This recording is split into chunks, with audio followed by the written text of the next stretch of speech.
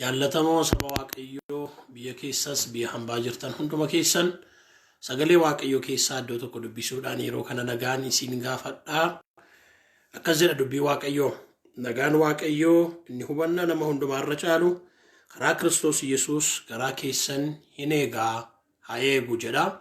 Lafa jirtan hundumaatti nagaan waaqayyoo inni hubannaa nama hundumaarra caalu karaa Kiristoos yaada keessan garaa keessan kan hunduma keenya haa eegu. Akkuma beekamaa ta'ee roobii yeroo hundumaa sa'aatii 2 kaafnee walii wajjin waaqeffannaa sagalee waaqayyoon barannaa hin kadhanna wanta ta'eef namoonni peejii kana hordoftan peejii lubaa gaaddisaa xilaawun akkuma karaa YouTube namoonni nu hordoftan hundumti keessan yeroo kana jalqabneerraa kallattiidhaan seenaa hirmaadhaa. Viidiyoon kun bolottoota bira akka ga'uuf sheer waliif godhaa waan hirmaattaniif waaqayyo isin haa eebbisu. Amma faarfannaa qabannee dhufne qabna. Faarfannaa yeroo hundumaa kan nuuf qopheessu na duukaa kan dadhabu naaf kan kadhatu hojiin kun akka milkaa'uuf hojii tekniikii isaa kan na gargaaru qomoon gaaddisaas na wajjin jira. Mee faarfannaa kanaan waaqeffannee waaqayyoon kadhannee waan waaqayyo guyyaa irraa nu barsiisuu barbaadu nutti dubbachuu barbaadu wajjin hirmaannaa. Namoonni seenaa jirtan eebbifamaa. Faarfannaa kanaan waaqayyo waaqeffanna.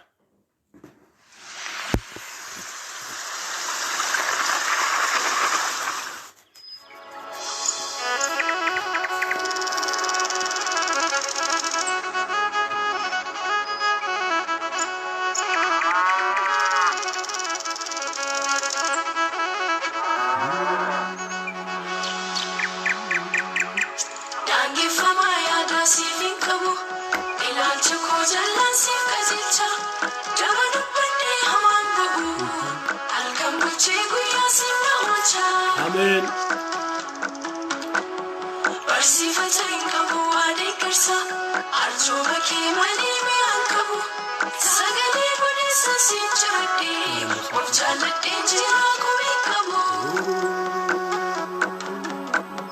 Dangefama yaada sifin kabu ilaalcha koo jaallan sif kajeelcha daba dubbadhe hamaan ba'u halkan burjee guyyaa sinna oolcha barsiifatee qabu adeekkarsa arjooma kee malee mi'aan qabu sagalee godeessaan siin jiradhe of jaalladheen jiram komeen qabu.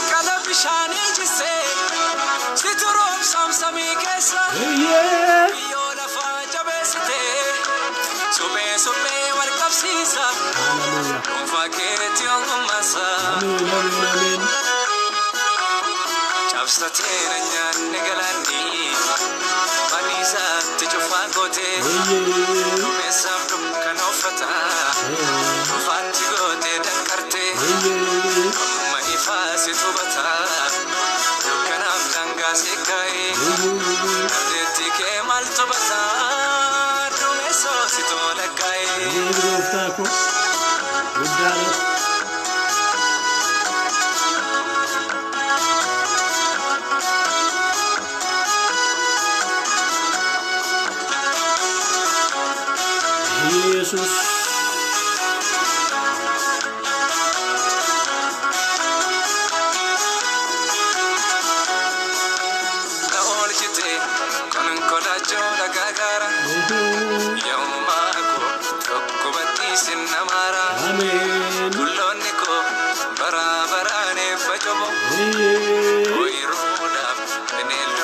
nagaa qabu natti aata akka mormaa sinsalfadhu Yesus ko Orchumaan waamsifadhu sin jaalladha toora jiruu na barsiifte garraamii koo na eebbifte haalan eegu iddoon filu faarfachuun koo yeroo mara siif waada galanni koo Amen.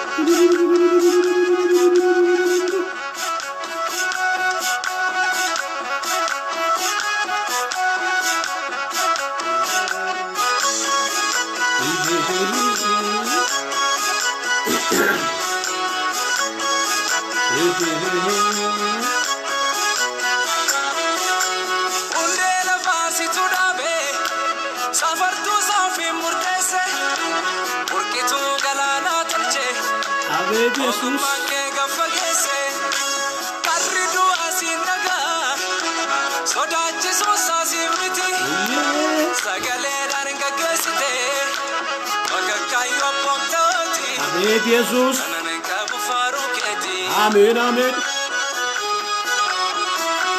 Karummaan kee anaanifaa siidha kan na eebbisu nagaa kooti nan jiraadha dhagoonni illee naaf mirgisu sagaleen kee naaf dubbata naftis midhaan naaf baasa yeroomaa koo galata kee onnee koorraa si eebbisa.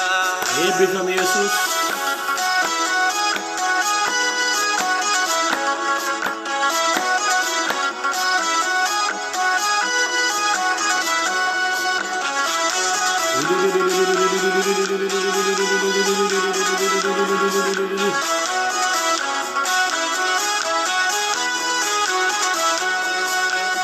Ajaa'ibnan dubbatadhu dinqiitu faarfamaadha isaan si beekurra caale addummaan kee jajaadha ifa keetiin miidhagsite anaaf fuutee mati jachee furee biyyaa ragaa qabda yeroo dabaalakkoo dhalchee cariin qilleensa booree magariisni hoogaganii jaalalli kee ammayyuu jira manaaf sidaa marras gootni waamara sagalee kee tanaan dhiba yaadaan qabe kaaniin dhiisee kaaniin dhiba Gooftaa Yesus. ajajaan kee eenyu kee maaltu dhufe dacheen kun beekumsi ishee yoo siin kufe ahammaatu biyyi lafaa naaf liqidha si wajjini boshananaaf bakkeeshidha ayyaannate sittin ta'an nama qoosa seera keetu qajeelfamaan na gaggeessa. Amen.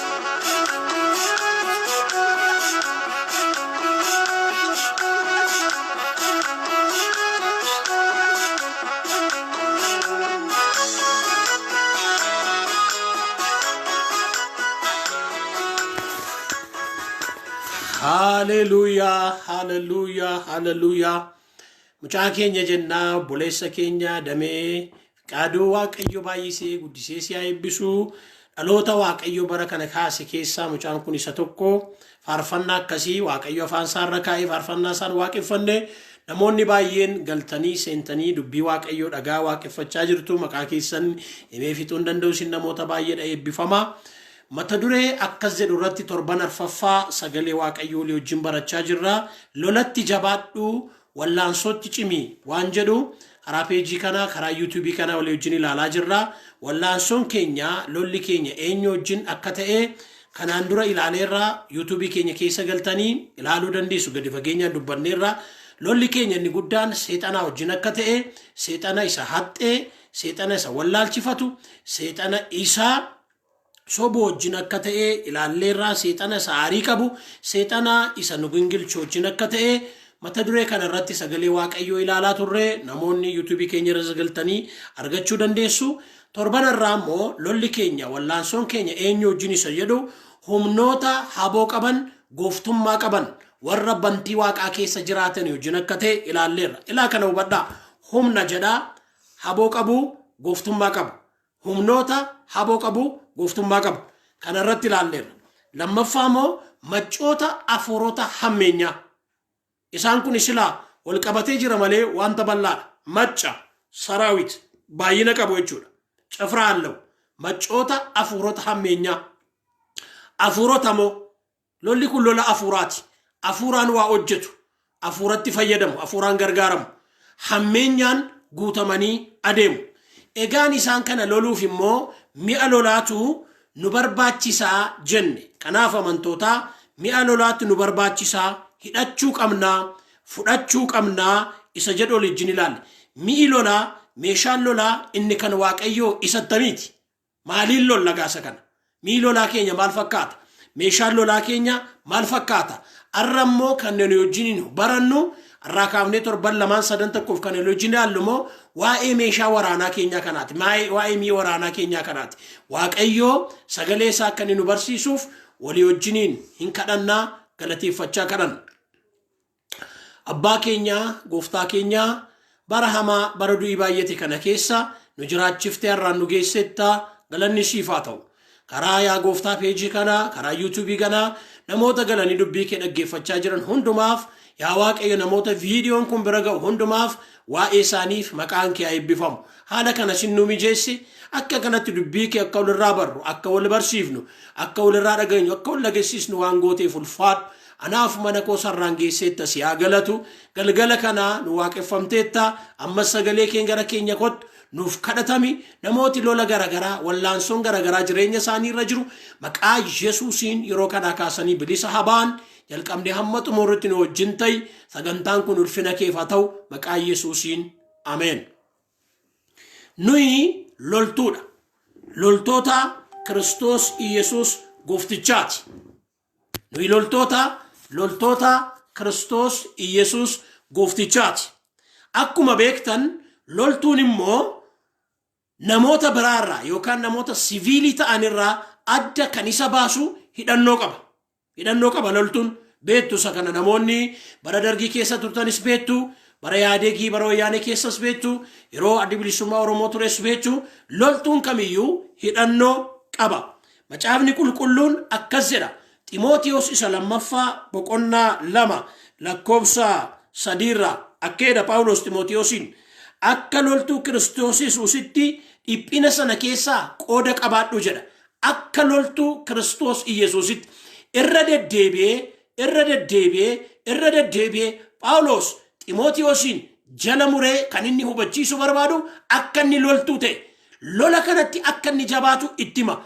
Akka loltuu Kiristoos Yesuusitti የኢየሱስ ወታደር akka loltuu Kiristoos Iyesuusitti dhiphina sana keessaa qooda qabaadhu jedheetu namni loltuu ta'ee lolarra jiru isa loltuu godhee isa qacaree sana gammachiisuudhaaf bukkeedhaan waa argachuudhaaf hojii warra kaanitti lixuu hin dhiisaayedha. Namni loltuu ta'ee qacaramu isuma isa qacarate gammachiisuudhaaf bukkeedhaan hojii warra biraatti hin lixu jedha. Loltuun akkaataa itti deemu sirna mataasaa qaba jechuudha. Akkaataa itti deemu sirna mataasaa qaba. Kanaaf akkas jedhaga sagalee Waaqayyoon isiniif dubbisa ammas Efesoon boqonnaa 6 lakkoofsa 13 kaasee waa'ee mi'a waraanaa keenya achirratti argina. Sagalee Waaqayyoon nan dubbisa. Boqonnaa 6 lakkoofsa lafa jirtanitti dubbifadhaa isinis 13.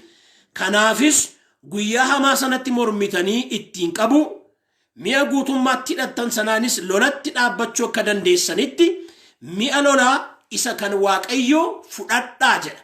Mi'a lolaa isa kan Waaqayyoo fudhadhaa. Akka nama sabbataan hidhatutti dhugaadhaan mudhii keessan jabeeffadhaa. Qajeelummaa akka madda sibiilaatti uffadhaa dhaabadhaa. Akka nama kophee kaatutti wangeela nagaa fudhadhaati isa lallabuudhaaf qophaa'a. Kana hundumaa irrattis amantii akka gaachanaatti fudhadhaa. Isaan xiyya hamaa isa warra akka biddaa deemen dhaamsuu dandeessu. Fayyina akka gonfoo sibiilaatti, sagalee Waaqayyoos akka billaatti hafuura qulqulluu biraa fudhadhaa jedha. Mi'a waraanaa kana, mi'a lolaa kana eessaa fudhanna? Hafuura qulqulluu biraa fudhanna. Macaafni qulqulluun egaa sagalee Waaqayyoo kuni mi'i waraanaa keenya, mi'i lolaa keenya maal akka ta'e lafa kaa'eera. Isa jalqaba loltuun kan iseen ittiin warra kaanirraa adda taatu. Waraanni tokko wattaadarri tokko warra kaanirraa adda kan isa godhu maalidha? Wanta ittiin mudhii isaa hidhatu qaba. Wanta ittiin mudhii isaa jabeeffatu qaba. Kiristiyaanoon, tajaajiltoon, amantoon, loltoonni Kiristoos Yesuus kan inni ittiin mudhii keenya hidhan, mudhii keenya jabeeffannu maayin? Dhugaa.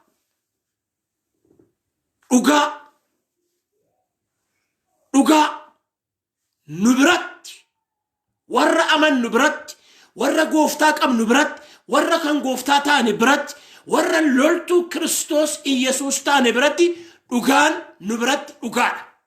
Dhugaan keessan dhugaa haa ta'u, waa'uun keessan waa'uu haa ta'u jedha. Sobni kan seexanaati. Sobni kan isa hamaa sanaati. Akkas jedha sagalee Waaqayyoo. Kanaafis jedha Efesoon boqonnaa 4:25. Kanaafis namni addumaddaan soba of keessaa baasee dhugaanumatti dubbatu nuyi bu'aa dhagna waliiti. Namni adduma addaan soba of keessaa baasee dhugaa walitti haa dubbatu nuyi namoota dhugaati. Maaliin lolla seetan? Maaliin lolla macoota hafuurota hammeenyaa?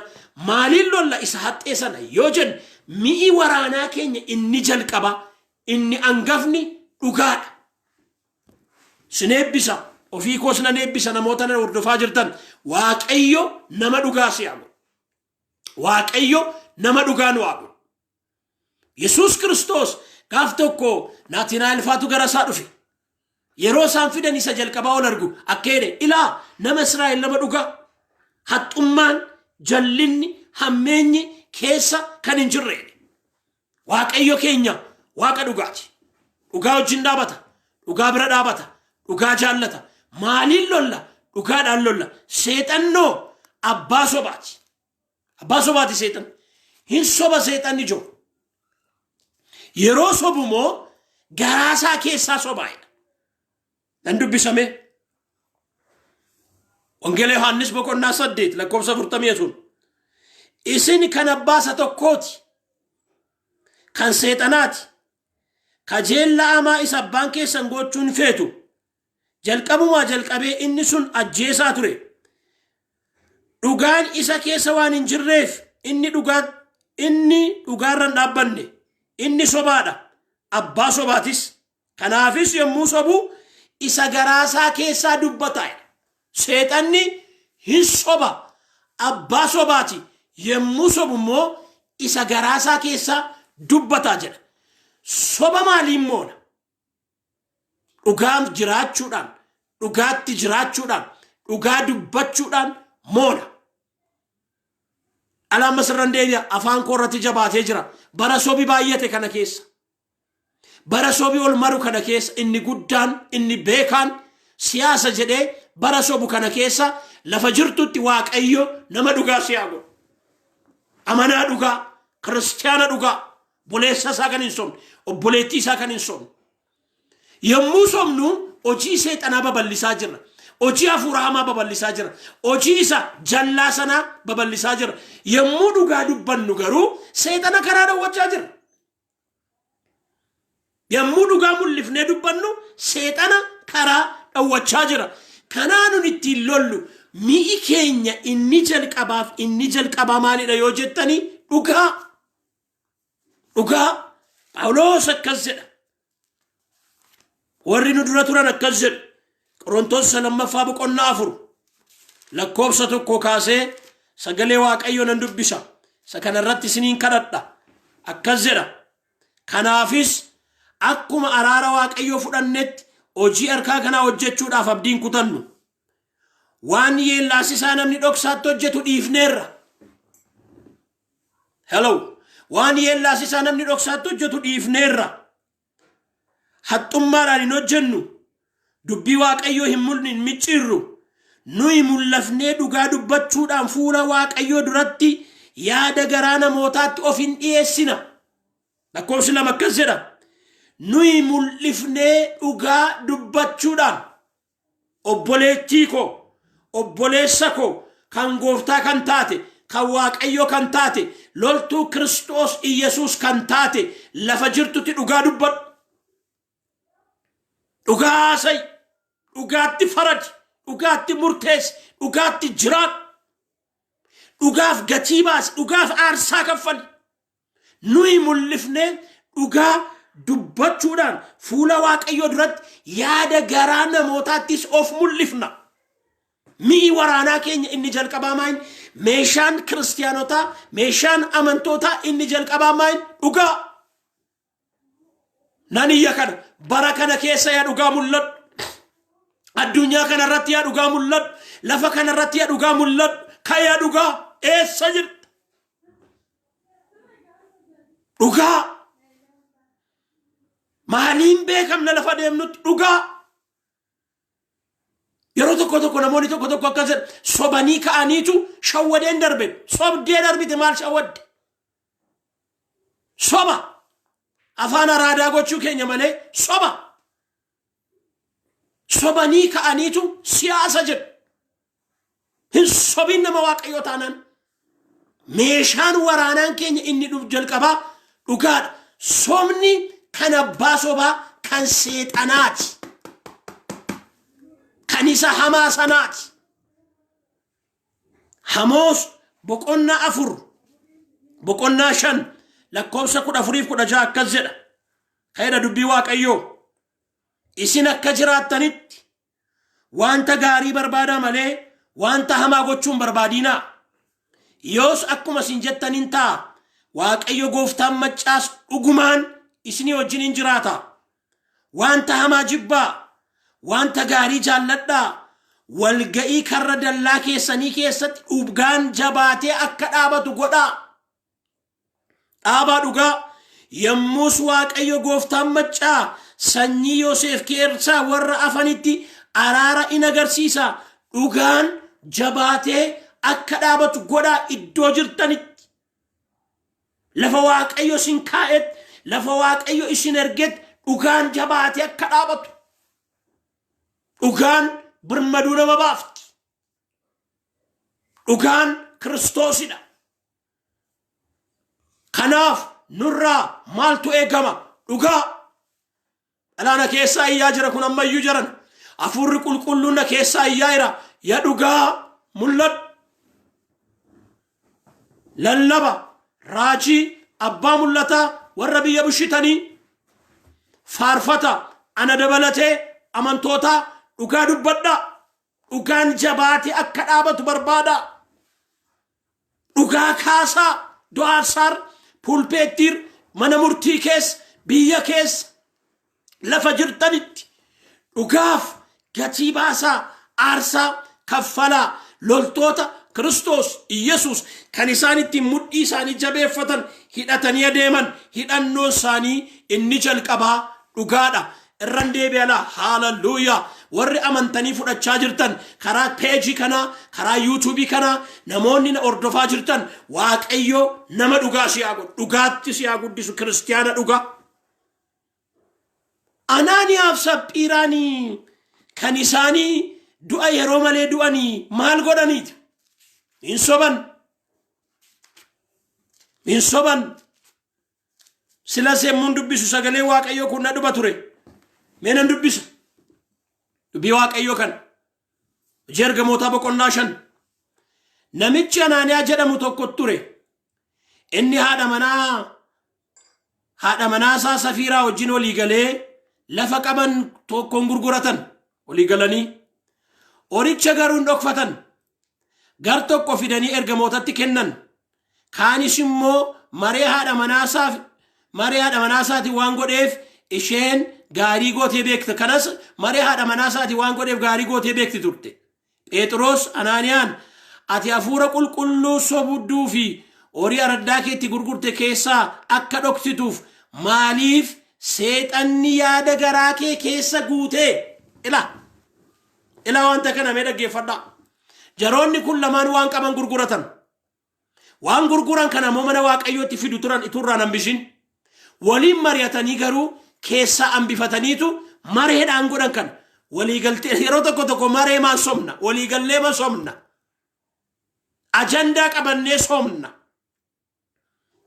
Jarri kun lamaan haadha manaaf abbaan manaan kun walii galanii soban.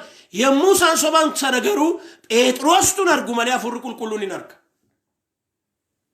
Phexrostu bira hin jiru malee Hafuurri Qulqulluun bira jira. Maaliif an keessa noo ture? Akkasin sobdaniif maaliif seexanni kana garaa keessan keessa kaa'e? Sobi kana eenyu jechuudha? Kan seexanaati. Abbaa barbaadden ta'an lafa kam jiraadha buddeenoo jireenyoo maalan godhare? Kan seexanaati. Gatii na baasisa, gatii si baasisa, gatii nu baasisa. Yeroo sana akkas jedhe hin kufee hin du'ee reenfasaa dhaqanii awwaalan. Isheenis hin dhufte akkuma kana goote warri isa gaggeessan si gaggeessan jedhe. Nurraa maaltu eegama? Dhugaan immoo gatii nama baasifti. Isa jalqabaa mi'i waraanaa keenya maalidha hojjeta? Maal jedhana kanarran darbannaan na didaa. Sammuu koo kee dhufaam, harraba koo irratti guddataam, garaa koo keessa jiraam. Fuura qulqulluun na keessatti cimsaam. Akkana keessatti cimse si keessatti cimsu malee si keessa kaa'u malee lafa jiruu dhaqee soba adiigu malee soba buqqisu malee soba harukutu malee soba kuffisu malee biyyaan taphachaa kan jiru biyya rakkisaa kan jiru maalee hojjetan soba ergaa soba raajii soba mul'ata soba barsiisa soba daldala soba bulchiisa soba waltajjii qabatee soba profeesarii soba dooktarii soba saayintistiitu soba warra biyya bishantu soba gurguddaatu soba nan qaanaan yeroo tokko miidiyaa qabatee namni gurguddaan kun sammuu isaaniitu buluu danda'u yommuu inni soba. Karaan sobaan galan immoo gala nama dhibaa'edha Oromoo. Karaan sobaan darban gala nama dhibaa'edha Oromoo. Nurraa garuu kun hin eegamu. Lafa jirrutti Waaqayyoo nama dhugaa nu haa godhu. Isa lammaffaattan darbeen isarraa kanumaan xumura. Loltuun kan isheen ittiin beekamtu lammaffaan waan uffattee adeemtudha. Loltoonni waraanni tokko militariin tokko uffata sakka kooti kan uffata miti yookaan uffata sakka keeti uffata miti. Uffati isa adda. Kan waraanaa adda, kan loltuu adda, kan wattaaddaraa adda. Beenna akkasumatti argine loltuu akka inni ta'e beenna. Nooga kiristiyaanoon biyya lafaa isa sobaan guute san isa sobaan kana guute kana keessatti uffanni keenya maalidha yoo jettan uffanni keenya qajeelummaadha.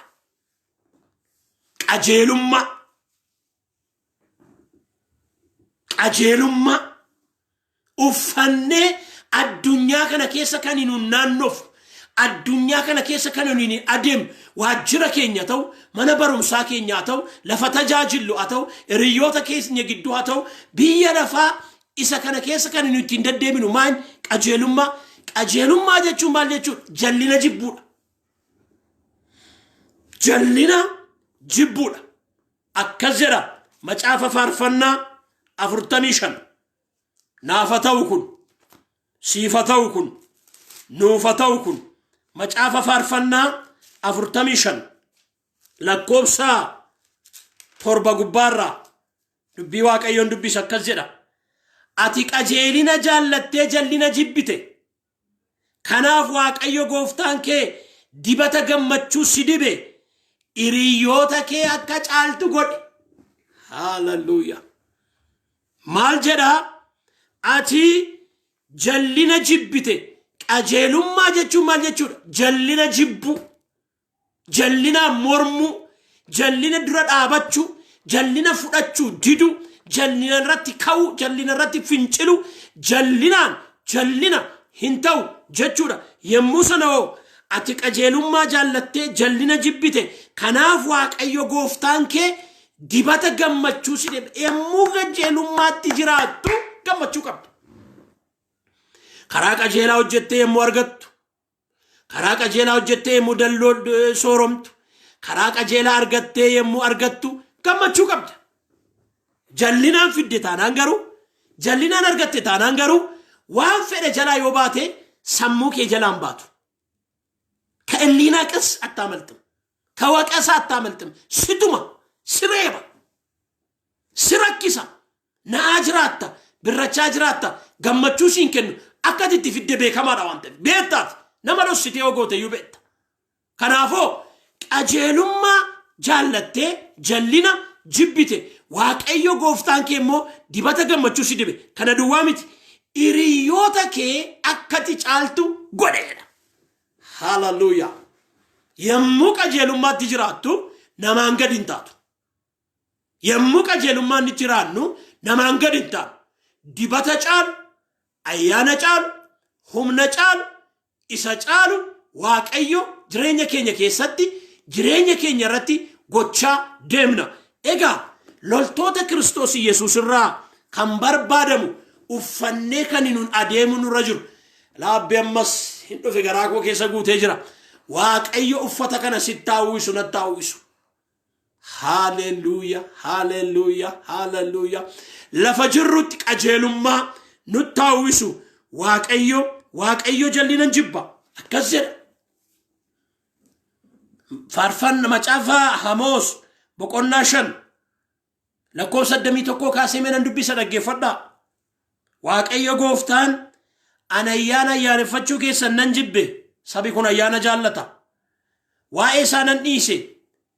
Walga'iin keessan natti ajaaye. Abee. Walga'iin qajeelummaan keessan jirre waaqayyootti na ja'a. Qalma gumamuuf kennaa midhaanii anaaf yoo dhiyeessitan iyyuu ani ittiin gammadu. Haarsaa kamiyyuu fiddan. Horii coccoomoo qalma galataas dhiyeessitan ani ni ilaalu. Elakkeedha. Iyya faarfannaa keessanii anarraa fageessaa. Jarri faarfannaadhaa jedhanii faarfatu. Nuyi faarfannaadhaan nee faarfanna. Waaqayyoo natti iyyitanii na rabbashtanii narraa fageessaa iyya na jeexxaniidha. Sagalee maseenqoo keessanii ani dhaga'uun barbaadu. Kiraara keessan, ulullee keessan, dibbee keessan, kiiboordii keessan, meeshaa baraa keessan dhaga'uun barbaaduan. Maaliif qooda kanaa qooda kanaa bulchi qajeelaan akka bishaaniitti qajeelummaanis akka laga yeroo hundumaa yaa'utti burqu. Maal deebotaa waaqayyo qajeelummaa. Maal fedhaa waaqayyo qajeelummaa. Yaa warra biyya bushitanii, yaa warra waldaa bushitanii, yaa warra kaampaanii bushitanii, yaa warra dirijjitii garagaraa bushitanii, yaa warra mana keessan bushitanii dabalatee akkas jedha. Qooda kanaa bulchi qajeelaan akka bishaaniitti haa burqu. Bulchiinsa qajeelaa. Qajeelummaan akka laga yeroo hundumaa yaa'utti burqu. Haburqu gooftaa. Haburqu biyya kana kiyaa. Haburqu mana mootummaa kiyaa. Haburqu waajjira jiru hundumaa keessaa. Haburqu waldaa kiristaanaa keessaa. Haburqu biyya lafaa kana keessaa. Bulcha qajeelaa. Haburqu edha waaqayyo. Waan waaqayyo dheebatu. Ayyaana ayyaaneffachuu keenya caalaa. Haarsaa dhiyeessuu keenya caalaa. Qalma keenya caalaa. Meeshaan nuti waaqeffannu kana caalaa. Faarfannaa keenya, shubbisuu keenya, ililchuu keenya, fooricuu keenya kana caalaa. Waaqayyo maal barbaada? Qajeelummaa. Qajeelummaa. Yaa loltuu Yesuus. Jabaadhu. Kun amala waaqayyooti. Kun amala mootummaa waaqayyooti. Mootummaan waaqayyoo mootummaa nagaati. Mootummaan waaqayyoo mootummaa gammachuuti. Mootummaan waaqayyoo mootummaa humni waaqayyoo keessatti hojjetudha. Mootummaan waaqayyoo mootummaa qajeelummaati. Dubbii waaqayyootiin hin dubbachaa jiru. Phexros lammaffaa boqonnaa 3 lakkoofsa 11-13 nu garuu akka abdiin nuuf kennettidha. Nu garuu akka abdiin nuuf kennetti bantii waaqaa haaraa lafa haaraa warra qajeelummaan keessa buufate eegganna. Ameen ameen. Waalee ganna beektu bantii waaqaa haaraa lafa haaraa isattamii isa qajeelummaan keessa buufate. Si keessa buufatu. Na keessa buufatu. Nu keessa buufatu. Biyya keenya keessa buufatu. Maaliin lolla seexana? Maaliin lolla macoota furoota ammeenyaa? Maaliin lolla humnoota haboof gooftummaa qaban kan loltoota Kiristoos Iyesuus irraa kan barbaadamu qajeelummaadha. Akka uffataatti uffadhaa. Melbas uffadhaa. Rifeensa mataa amma qeensa miillaatti sagalee kana dubbiseen isa har'aa nan xumura. Isa kana immoo hafuura qulqulluu biraa fudhadhaa jedha. Hafuura qulqulluu biraa fudhadhaa jedha. Sagalee Waaqayyo iddoo tokko dubbiseen Waaqayyoon ofii koof isiniif nan kadhadha. Macaafa faarfannaa 92 lakkoofsa 12 akka jedha. Waaqayyo akkasiin jedha. Waaqayyo akkas nuun jedha. Waaqayyo akkasiniin jedha. Karaa peejii kanaa, karaa yuutuubii kanaa namoonni sagalee Waaqayyo kana dhagaa jirtan amantiidhaan liqimsaa, amantiidhaan fudhadhaa. Keeda dubbii Waaqayyo namni qajeelaan akka muka beexii biqila hin tola. Hallelujah. Gooftaa ulfaadhu siin jedha gooftaan. Yaa nama qajeela qajeelummaatti jiraattu qajeelummaa kee Kiristoosiin godhattee jirtu namni qajeelaan akka muka beexii biqila hin tola. Akka gaattiraa Libaanos ol guddata. Tumala deemu oluma deemu. Namni qajeelaan oluma ituma ol deemu ol butama gaafa Yesuus dhufu. Isaan akka biqiltuu mana Waaqayyoo keessa dhaabamanii oobdii kooftaa keessatti lalisu. Lalisaama jiraata. Oobdii Waaqayyoo keessatti mana Waaqayyoo keessatti. Elaasa kanamoo dulluma keessayyuu ijaan godhatu. Isaan yeroo hundumaa jiidha qabu. Hin lalisu. Hallelujah. Dulluma keessayyuu iji jira. Bara hundumaa iji jira. Guyyaa hundumaa iji jira. Bara mucummaas, bara dargaggummaas, bara namichaas, dulluma keessas ija godhatu. Kun qajeelina Waaqayyoo hin hima. Inni kattaa kooti. Isa biramoo jallinni hin jiru. Waaqayyo koo bira jallinni hin jiru. Sagalee Waaqayyoo kun sirratti hojjetu. Narratti hojjetu. Nurratti hojjetu. Mi'i lolaa inni kan kiristaanotaa maa inni tokkoffaan dhugaa. Inni lammaffaan qajeelummaa. Itti fufna.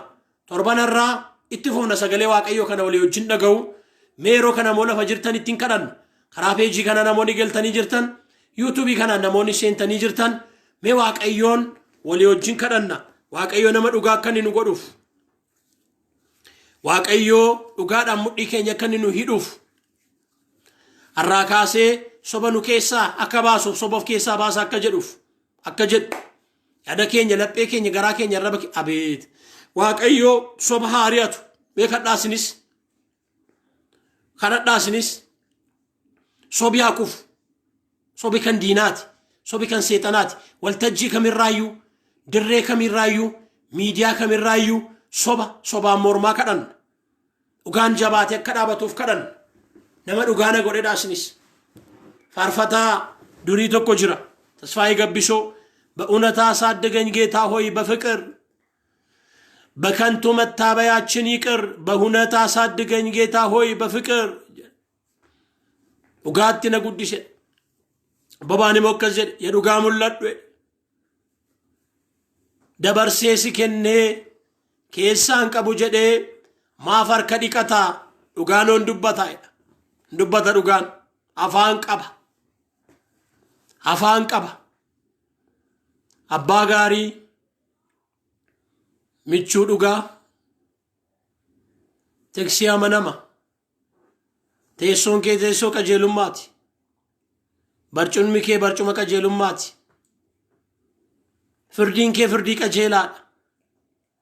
yeroo kana immoo sagalee keen gara koo dhufte gara obboloota karaa YouTube kanaa karaa page kanaa amma kallattiidhaan galanii yaa gooftaa dhaggeeffataa jiranii dhufte kadhadhaa moo kan jedhe sagalee keeti oliif kadhadhaa kan jedhe moo sagalee keeti yaa Waaqayyo fi koofis obboloota yeroo kana na dhaggeeffachaa jiran hundumaafis karaa garagaraa viidiyoon kun isaan bira kan ga'u hundumaafis hin kadhaa maqaa gooftaa maqaa Yesuus Kiristoosiin lafa jirutti nama dhugaa nu godhe amanaa dhugaa tajaajilaa dhugaa daldalaa dhugaa hojjetaa mootummaa dhugaa yaa Waaqayyo kiristiyaana dhugaa dhugaatti nama jiraatu dhugaatti nama deddeebi'u dhugaatti nama guddatu ati Waaqa dhugaadha waan taateef yaa Waaqayyo dhugaadhaan nu guuti qajeelummaan nu guuti jallina na keessaa baasi buleettii kana keessaa baasi obboleessa kana keessaa baasi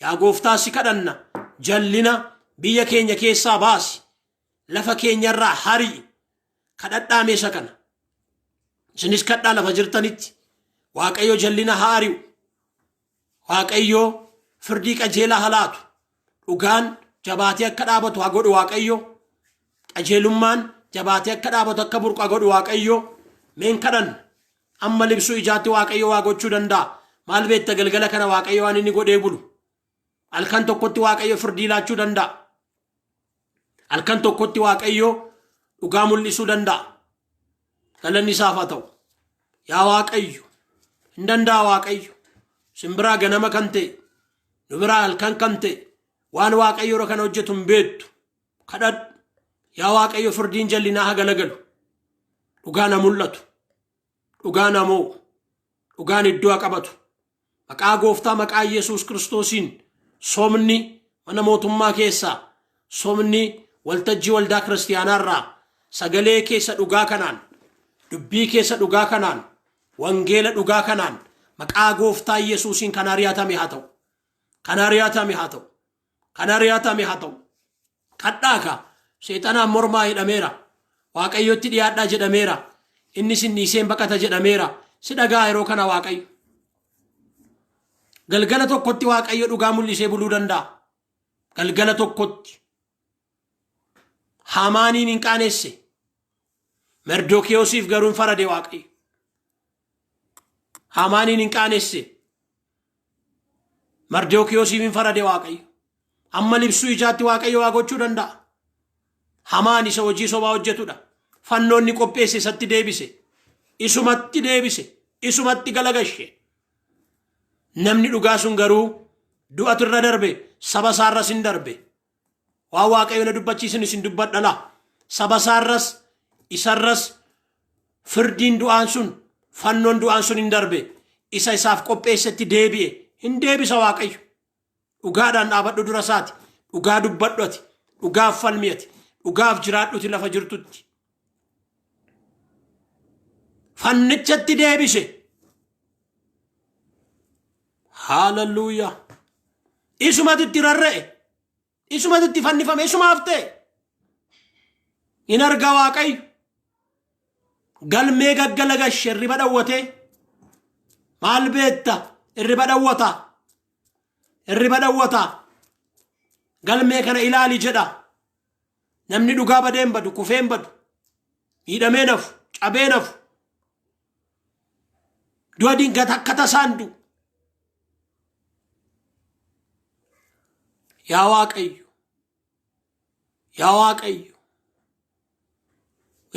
ati Waaqa gajeelaadha ati abbaa murtoosa dhugaati አንተ እውነተኛ ዳኛ ነህ እውነተኛ ዳኛ መታን ፍረቷት ሂንሶሶ በንቷት ሂንጎዮም ፈምቷት አባ ፍርዲ ዱጋዳት ለፈ ዱጋን ጅሩ ቤት ያ ጎፍታ ዱጋን ከኤጀባት ያዳበቱ ዱጋን እዶ አቀበቱ ዱጋን ሐሞ ዱጋን ኦከቴነፊን ያዋቀ ዱጋ ከይ ያዋቀ ዱጋ ሙለድ ያዋቀ ዱጋ ዋቀ ተርሳሲ ገዲቡይ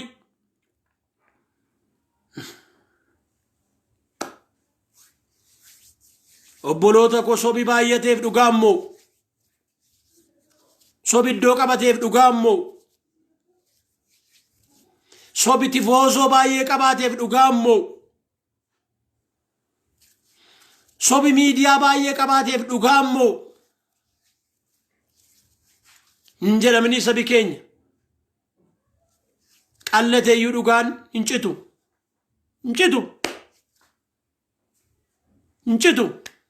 nama dhugaa eenyuyyuu hin danda'u biqqisuu hin danda'an raasuu hin danda'an kuffisuu hin danda'an iddootti kaasuu hin danda'an dhugaan ka'ee dhaabata.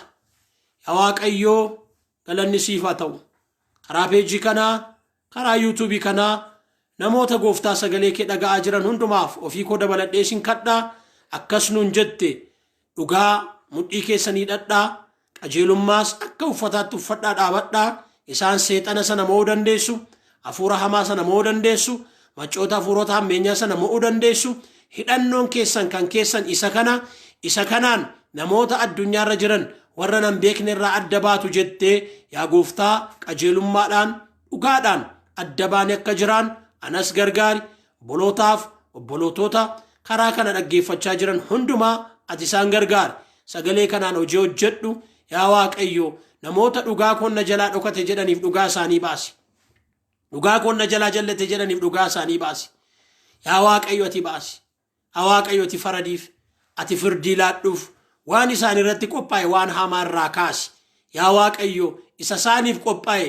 diinota isaaniitti ati deebisi iddoo barbaadde dhattee faraduu dandeessaa galgala kana galmeen isaanii si biratti haa ilaalamu eenyu biratti ilaalamu kan dadhabe galmeen si biratti haa ilaalamu galmeen jala ole irraa haa oolu yaa Waaqayyo buloota kadhata barbaadan maqaa gooftaa maqaa Yesuusiin isaan gargaarii isaanii wajjin ta'ii nagaa isaaniif laadhu kan dhukkubsatan ati fayyisi kan rakkatan ati gargaari balballi kan itti cufame irraa bani mee kadhata xinnoo tokko kadhanna walii wajjin biyya Ameerikaaf kadhadhaa biyya Awurooppaaf haa kadhan Waaqayyoo isa addunyaa kana raasaa jiru biyya kana fixaa jiru koovidii hamaa kan akka ni rukutuuf dhukkuba hamaa kan akka ni rukutuuf mee kadhadhaa nan kadhaanis isinis kadhadhaa Waaqayyo nu dhagaa Waaqayyo kanaan amma libsuu ijaatti fata yaa Waaqayyo si kadhanna faayiri hamaan kun maqaa gooftaa maqaa Yesuusin biyya Ameerikaa irraa haifatamu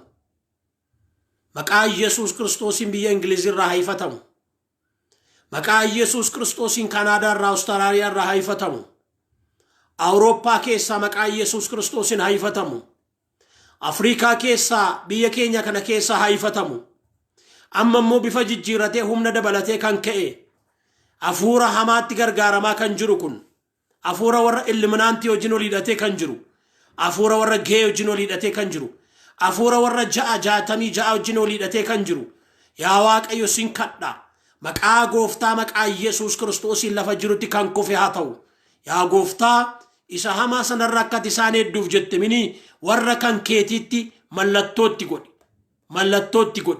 mallattootti godhi mana nama kanaa mana boleessa kanaa mana boleettii kanaa yaa Waaqayyo du'i kun hin galiin adaraa yaa gooftaa biyya Ameerikaaf ataraara godhi ati Waaqa jaalalaati garaa dandee nama dhiisuu hin qabdu ati garaa namarraa fagaatu hin qabdu ati ilaa biyya Ameerikaa keessatti waldaan cufaadha namni baay'een gadi ba'ee hojjechuu hin danda'u namooti kumaatamaan yaa gooftaa akka baalaa harca'aa jiru ariifatanii darbaa jiru yaa Waaqayyo biyya sanaaf araara si kadhanne dhiifama si kadhanne fuula araaraa kee gara biyya sanaatti akka ati deebistuuf sin kadhadhe maqaa gooftaa maqaa Yesuusiin Ameerikaaf Awurooppaaf Kanaadaaf Awustiraaliyaaf yaa Waaqayyo jallinni keenya baay'ateera hammeenyi keenya baay'ateera jibbi keenya baay'ateera cubbuun keenya baay'ateera xuraa'ummaan keenya baay'ateera yaa Waaqayyo beenna araaraan nu yaadadhu dheekkamsaan nu hin balleessin Waaqayyo araaraaf ariifattudha Waaqayyo dheekkamsaan suuta jettudha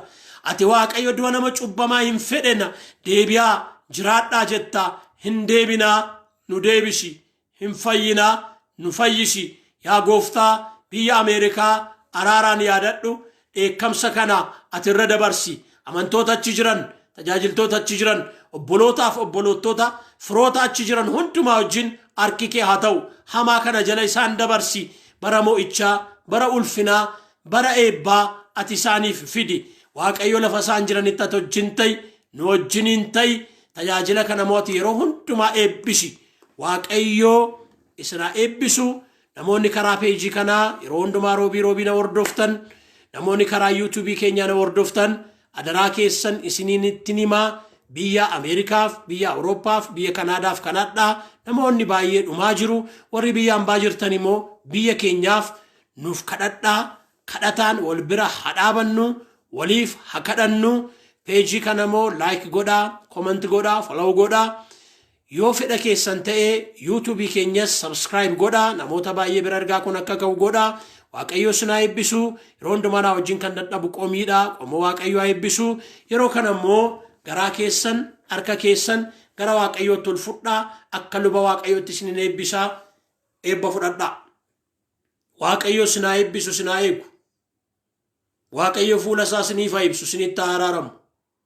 Waaqayyo fuula isaa gara keessanitti haa deebisu, nagaa isaas isiniif haa laatu. Maqaa Waaqayyo Abbaatti, kan Ilmaatti, kan Hafuura Qulqulluutti, Waaqayyo tokkoon. Ameen. Eebbifamaa. Nu jiraadhaa, nu kadhadhaa.